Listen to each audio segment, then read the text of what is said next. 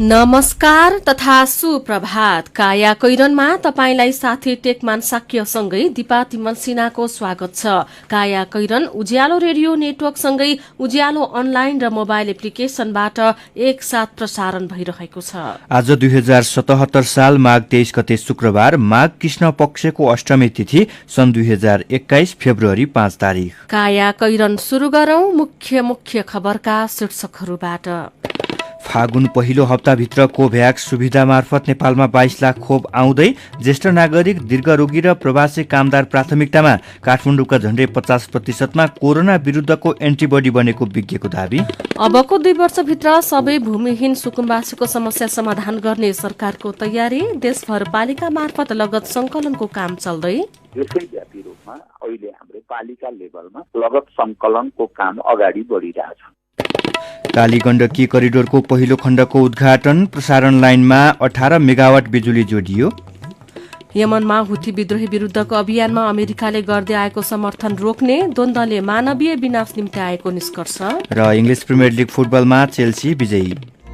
काया कैरनमा अब खबरको सिलसिला। विभिन्न देशहरूले पाउने कोभ्याक्स सुविधा अन्तर्गत नेपालले पहिलो चरणमा फागुन पहिलो हप्ता 22,56,000 डोज खोप पाउने भएको छ। यसअघि भारतले अनुदानमा दिएको अक्सफोर्ड एक्स्ट्राजेनेकाले विकास गरेको तथा सेरम इन्स्टिच्युट अफ इन्डियाले उत्पादन गरेको कोभिसिल्ड खोप नै यो सुविधा अन्तर्गत आउनेछ।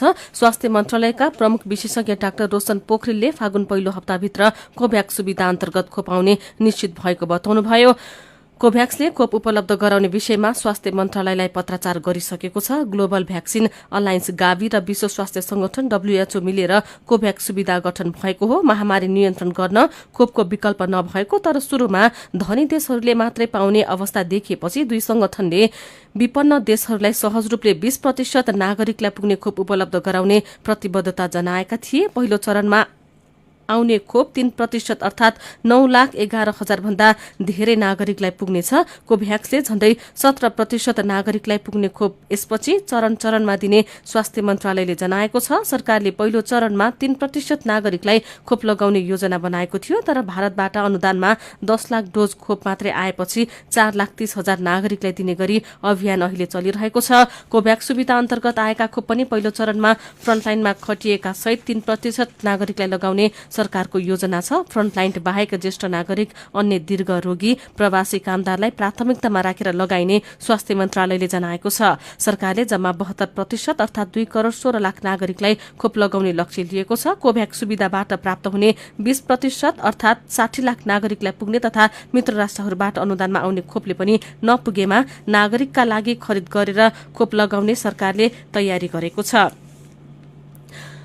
नेपाल बाहेक दक्षिण एसियाका विभिन्न देशले कोभ्याक्स अभियानको खोप पाउनेछन्। कोभ्याक्स भनेको कोरोना भाइरसको संक्रमण तीव्र भएका बेला थालेको खोप अनुसन्धानसँगै खुलेको संयोजनकारी एक निकाय हो। यो सन् 2020 को अप्रिलमा विश्व स्वास्थ्य संगठन, युरोपियन कमिसन र फ्रान्सले संयुक्त रूपमा स्थापना गरेको हो। सबै देशलाई समान खोप वितरण गर्नुका साथै सन् 2021 को अन्तिम समयसम्म 2 अर्ब 30 करोड मात्राको खोप वितरण गर्ने यसले लक्ष्य लिएको छ। यसैबीच काठमाडौँका झण्डै 50% नागरिकमा कोभिड-19 संक्रमण विरुद्धको एन्टिबडी निर्माण भइसकेको दावी विज्ञले गरेका छन्। कोभिडको लहर कम हुँदै गएको र नयाँ भाइरसको संक्रमण नदेखिए देशमा हर्ड इम्युनिटीतिर जान सक्ने उनीहरूले विश्लेषण गरेका छन्। संक्रमण भइसकेपछि शरीरमा विकास हुने क्षमतालाई एन्टिबडी निर्माण भनिन्छ भने 50%लाई संक्रमण भइसकेपछि उत्पन्न हुने अवस्था हर्ड इम्युनिटी हो। सरकारले तुरन्त काठमाडौँ लगायत देशभरि समुदायमा कोभिड-19 संक्रमणको अवस्था जान्न नियमित मेरो प्रिभिलेन्स सर्वे गर्नु आवश्यक रहेको विज्ञले बताएका छन्।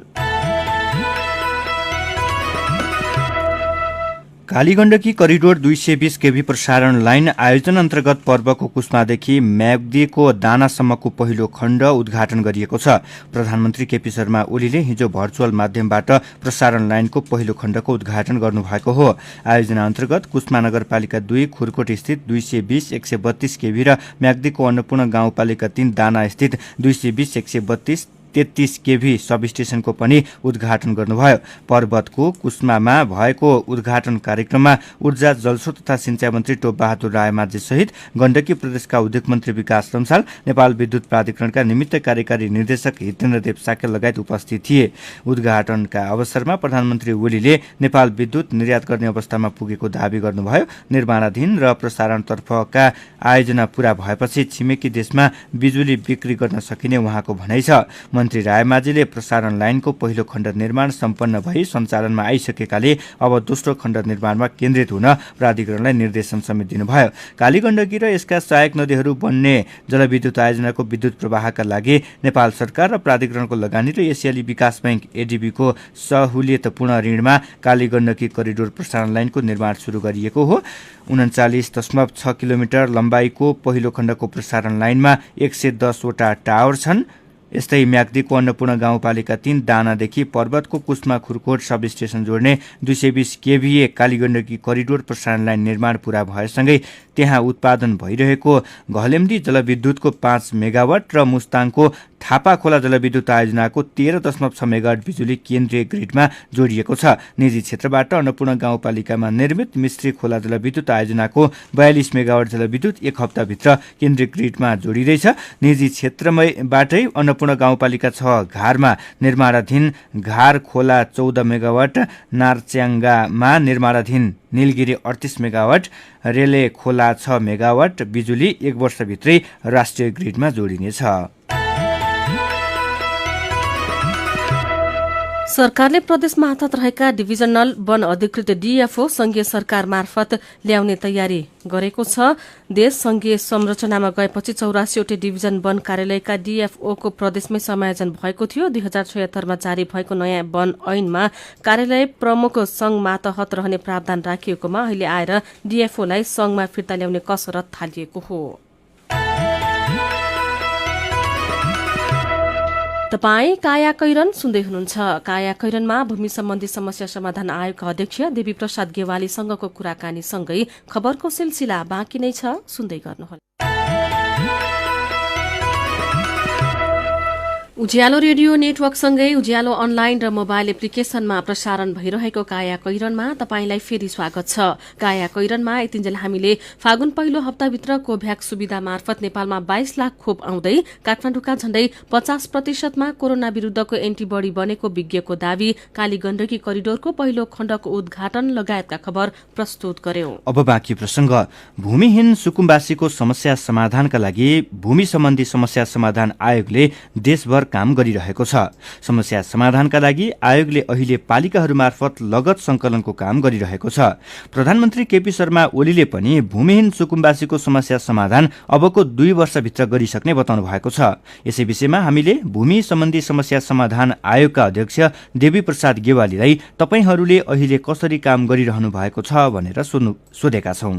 अहिले हामीले देशव्यापी रूपमा 401 पालिकासँग कार्य सम्पादन समझदारी पत्रमा हस्ताक्षर गरेका छौं। उहाँहरूले लगत संकलन गर्ने काम, पहिचान गर्ने काम र प्रमाणीकरण गर्ने काम स्थानीय पालिकाहरूले गर्नुहुन्छ। सुकुम्बासीहरूको लागि रातो फर्म भरिन्छ, अव्यवस्थित बसोबासीहरूको लागि सेतो फर्म हुन्छ।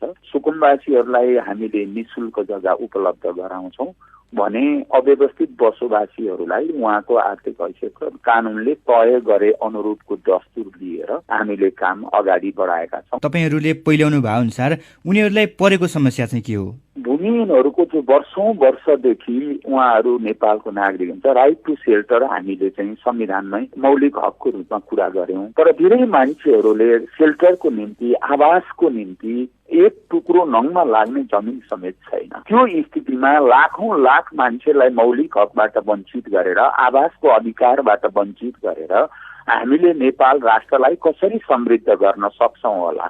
त्यो त हाम्रो राष्ट्रिय समृद्धिको अभियानलाई प्रत्यक्ष गिज्याउने कुरा हुन्थ्यो। त्यसो भएको हुनाले पनि बासविहीन नागरिकहरूलाई हामीले जग्गा उपलब्ध गराउनै पर्थ्यो एकापट्टि भने, अर्कोतिर वर्षौंदेखि 50, 60, 70 वर्षदेखि एउटा जमिनमा रगत पसिना बगाएको छ, खनजोत गरेको छ, त्यसको आमोद कमोद गरेको छ, तर त्यसको स्वामित्व उहाँहरूको हातमा छैन। यसो हुँदाखेरि राज्यलाई पनि ठूलो नोक्सानी छ। अर्कोतर्फ नागरिकलाई पनि आफ्नो अधिकार नभएको, स्वामित्व नहुँदाखेरि उहाँहरू आफूलाई दोस्रो दर्जाको नागरिक ठानिरहनु भएको छ भने त्यस्तो स्थितिमा हामीले उहाँहरूलाई व्यवस्थापन गर्ने कामले एकापट्टि राष्ट्रको राजस्व वृद्धि हुन्छ, अर्कोतिर जसले जमिनमा रगत पसिना बगाएको छ उहाँहरूलाई आफ्नो जमिन भएको अनुभूति हुन्छ र उहाँहरूको मनोबल वृद्धि हुन्छ। जुन नागरिकको मनोबल गिर्छ त्यसले उत्पादकत्व वृद्धि गर्न सक्दैन। जुन नागरिकहरूको मनोबल बढ्छ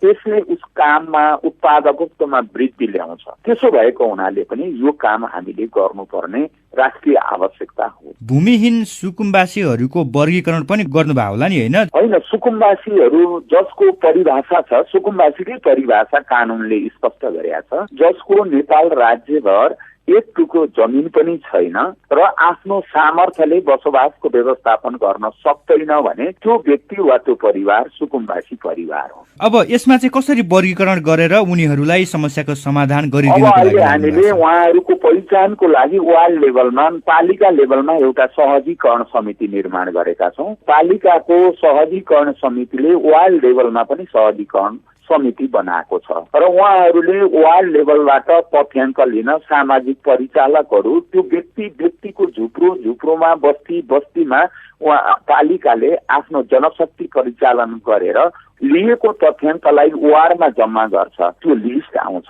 त्यो लिस्ट आइसकेपछि हाम्रो जिल्ला आयोगले त्यो कामलाई अगाडि बढाउँछ। त्यस्ता व्यक्तिहरू नेपालमा कतिको संख्यामा छन् अहिले? अहिले देखिएको स्थिति चाहिँ लाखौंको संख्यामा। अब अहिले जति पनि भूमिहीन सुकुम्बासीहरू छन्, के कारणले गर्दा चाहिँ उनीहरू भूमिहीन सुकुम्बासी भएका हुन्? भूमिहीन हुनेको धेरै कारण छन्, एउटै मात्र कारण छैन। ती सबै कारणको हामीले कोही बाढी पहिरोले जग्गा विस्थापित गरिदिएर भूमिहीन बन्नुभएको छ, कतिपय विकास योजनाले जग्गा खोसिएको कारणले भूमिहीन बन्नुभएको छ, कतिपय विगतमा यथास्थापूर्ण सम्बन्ध पहिल्यैदेखि उहाँहरूसँग छ, बाबुबाजेकै पालादेखि थिएन, त्यसैले भूमिहीन रहिरहनु भएको छ। कतिपय अरू विभिन्न रोग व्याधि, अरू विभिन्न खालका खर्चहरूमा भएको थोरै जग्गा बेचेको कारणले सुकुम्बासी बन्नु भएको छ। सुकुम्बासी बन्ने एउटा मात्र कारण छैन। 2 वर्षभित्र यो सबै समस्या समाधान हुन्छ भनेर प्रधानमन्त्री ओलीले पनि भन्नुभएको छ। उहाँको यो भनाइमा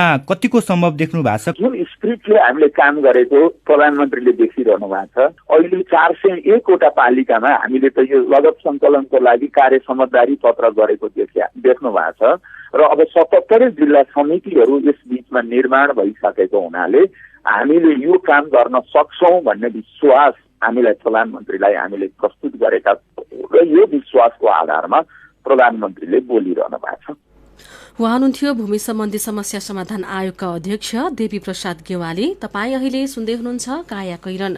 हामीसँग मेरो पनि भन्नु छ र कार्टुनसँगै खबरको सिलसिला बाँकी नै छ, सुन्दै गर्नुहोला।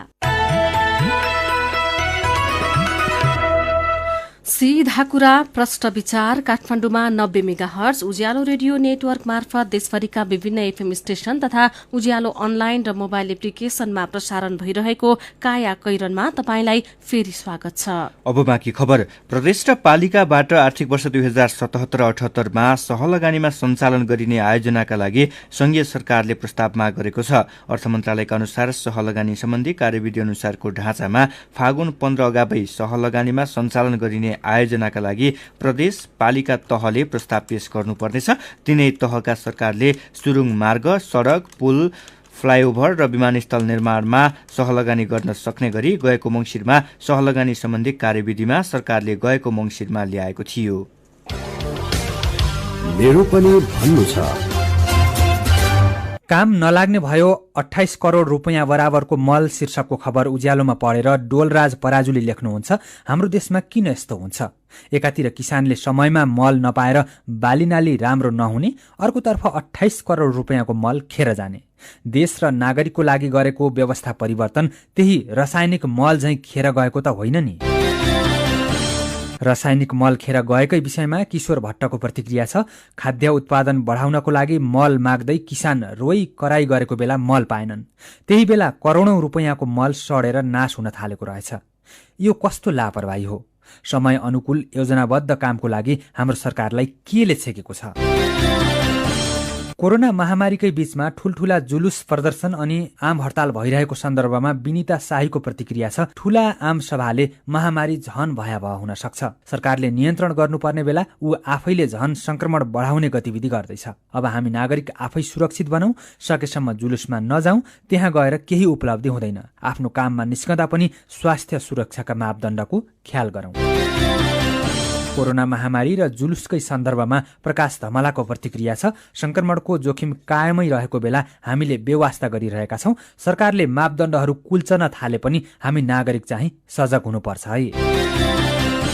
अनि भूमि सम्बन्धी समस्या आयोगमा अपाङ्गता भएका व्यक्तिलाई सहभागिता नगराएको विषयमा सुर्खेतबाट हाम्रो आइभीआरमा रेकर्ड गराएको गुनासो यस्तो छ। हेलो नमस्ते, टेकबहादुर ओर भेरिङमा नगरपालिका वार्ड नम्बर 9 सुर्खेत अपाङ्गता व्यवस्थापन केन्द्रको अध्यक्ष। मैले भन्न खोजेको के छ भने अपाङ्गता भएका व्यक्तिलाई अहिले भूमि आयोग गठन भएको छ। अपाङ्गता भएको व्यक्तिहरूको लागि एकजना पनि सहभागी भएको समावेशी भएको छैन। समावेशीलाई होइन भने व्यक्तिमा राख्नु पर्थ्यो, राखेपछि यसको जवाब खोज्न चाहे मैले। विचारका लागि तपाईँलाई धन्यवाद। तपाईँ पनि आफ्नै आवाजमा आफ्नो भनाइ राख्न चाहनुहुन्छ भने उज्यालोको आइभीआर नम्बर 166001 55566 मा बिहान 9 बजेदेखि बेलुकी 5 बजेसम्म फोन गरेर रेकर्ड गराउन सक्नुहुन्छ। मेरो पनि भन्नु छ। मेरो पनि भन्नु छ प्रस्तुत गर्दै हुनुहुन्थ्यो साथी अर्जुन पोखरेल। अब विदेशको खबर। अमेरिकी राष्ट्रपति जो बाइडनले यमनमा जारी युद्धमा यसअघि गर्दै आएको सहायताबाट अमेरिका पछि हट्ने बताउनु भएको छ। साउदी अरेबियाको नेतृत्वमा भइरहेका आक्रमण कारबाहीलाई दिँदै आएको अमेरिकी समर्थन र हतियारको बिक्री आफ्नो प्रशासनले रोक्ने उहाँको भनाइ छ। द्वन्द्वले मानवीय र रणनीतिक विनाश निम्ति आएको भन्दै त्यसको अन्त्य हुनुपर्ने बाइडेनले बताउनु भएको बीबीसीले जनाएको छ। तर साउदीलाई उनीहरूको भूभाग र सार्वभौमिकताको रक्षाका लागि अमेरिकाले गर्दै आएको सहायता भने जारी राख्ने राष्ट्रपति बाइडेनले बताउनु भएको छ। अब खेल खबर। इङ्ग्लिस प्रिमियर लिग फुटबलमा चेल्सी विजय भएको छ। गए राति भएको खेलमा चेल्सीले टोटनह्यामलाई 1-0 गोल अन्तरले पराजित गरेको हो। चेल्सीलाई जिताउन खेलको 24औं मिनेटमा जोर्गिन्होले गरेको गोल नै निर्णायक बन्यो। जितपछि चेल्सी अङ्क तालिकाको 6औं स्थानमा उक्लिएको छ। पराजित टोटनह्याम 8औं स्थानमा धकेलिएको छ। चेल्सीले 22 खेलबाट 36 अङ्क जोडेको छ भने टोटनह्यामको 21 खेलमा 33 अङ्क छ।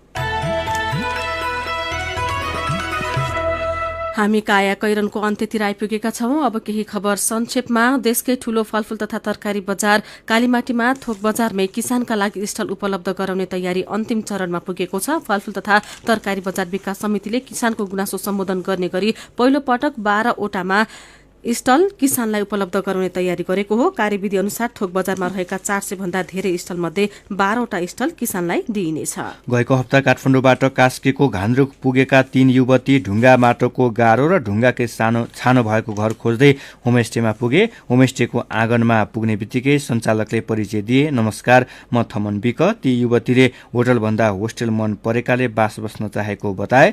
थमनले हँसिलो अनुहारमा स्वागत गरे। गुरुङ जातिको बाहुल्य रहेको घान्द्रुकको मूल गाउँ र डाँडा गाउँको बीचमा छ थमनको सेन्टर पोइन्ट होमस्टे, जुन अहिले मात्र सञ्चालनमा आएको हो। घर आडैको होटलमा विदेशी पर्यटक आएर बस्न थाल्दा उनी विदेश हानिएका थिए।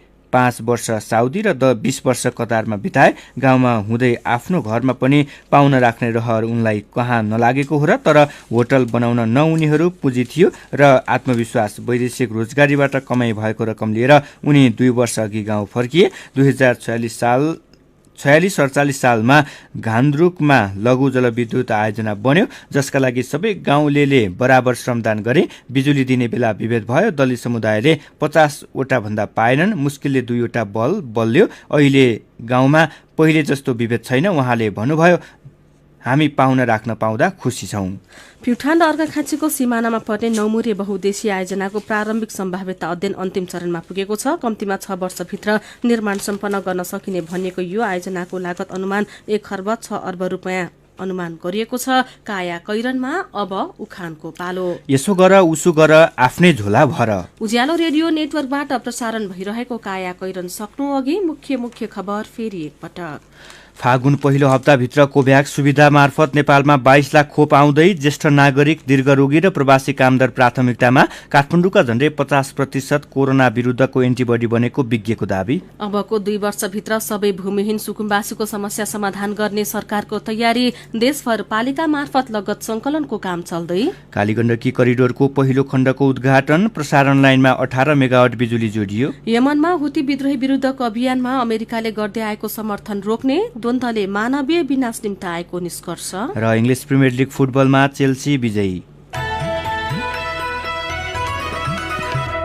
अब कार्टुन। आज हामीले गजब छ बा शीर्षकमा अविनले बनाउनु भएको कार्टुन लिएका छौं। कार्टुनमा एक हुल विरोध प्रदर्शन गर्दैछन्। प्रदर्शनकारी भन्दा अगाडि प्रहरी उभिएका छन्। उनीहरू बीचमा अलि ठूलै नेता जस्तो देखिने एकजना व्यक्ति पनि छन्। उनी प्रहरीले प्रहार गरेको लट्ठी लागेर घाइते भएका जस्तो देखिन्छ। उनी घाइते भएपछि अर्का प्रहरी आएर हत्त न पत्त उठाउँदैछन्। अनि सँगै रहेका प्रहरी जसले उनीमाथि लट्ठी प्रहार गरेका थिए उनी भन्दैछन्, तपाईले ठोक ठोक भन्नुभयो, ठोक दे आचिया सलाम पो ठोक भन्नुभयो। आजको कायाकैरन सकिएको छ। कायाकैरनबाट प्राविधिक साथी प्रवीण श्रेष्ठसँगै हामी बिदा माग्छौं। कायाकैरन सुन्नुभएकोमा तपाईलाई धन्यवाद। उज्यालो मोबाइल र अनलाइनमा प्रसारण भइरहेका रेडियो र अनलाइनका सामग्री भाइबरमा पनि उपलब्ध छन्। कोरोनाबाट बस्न बेला बेला साबुन पानीले मिची मिची हात धुने गरौं। नमस्कार।